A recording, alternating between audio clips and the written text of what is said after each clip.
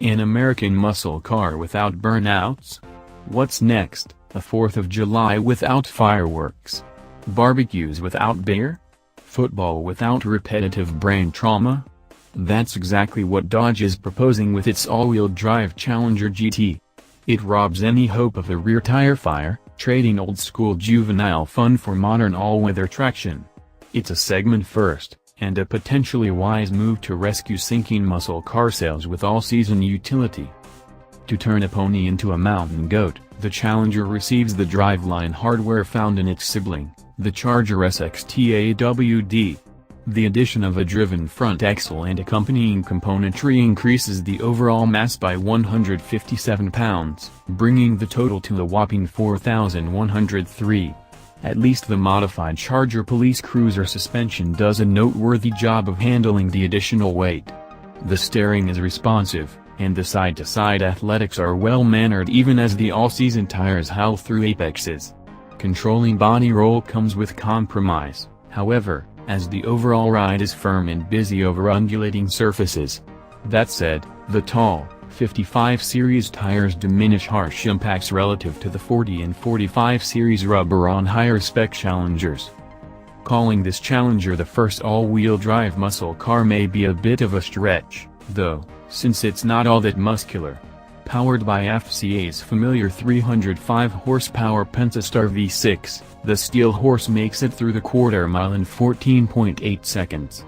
Though launch control is featured in the U-Connect infotainment performance pages, it's a ruse.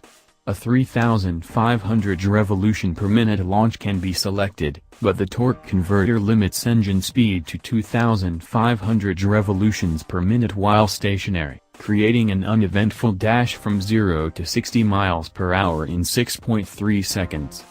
Despite its newfound traction, the acceleration times are actually slower by 0.1 second to 60 and through the quarter mile when compared with rear-wheel drive V6 models, which means the Challenger GT is the slowest of the current generation of big three pony cars, even lagging behind the turbocharged four-cylinder versions of the Ford Mustang and Chevrolet Camaro.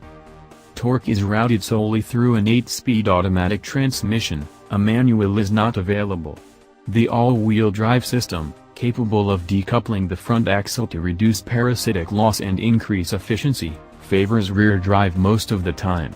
When the temperature dips into winter-like readings, or when the computer detects wheel slip, a clutch seamlessly engages the prop shaft, sending up to 38% of the available torque to the front axle. The activation of sport or manual shifting mode will also lock the system into all-wheel drive. Here in Michigan, where winters sometimes last into spring, we confirmed what the system advertises: all-weather performance. The front tires are eager to provide additional bite in icy conditions, and, if one desires, well-controlled slides can be performed. Outside, the Challenger's bulky proportions and retro looks remain unchanged.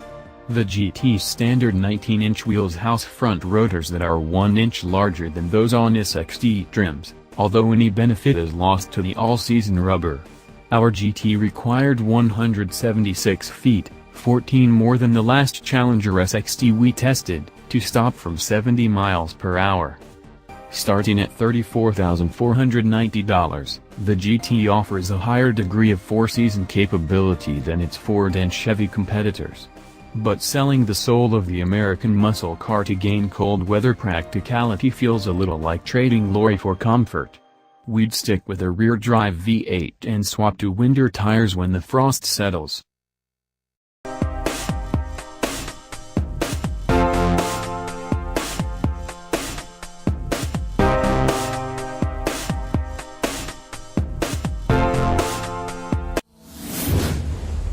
Thanks for watching and subscribe.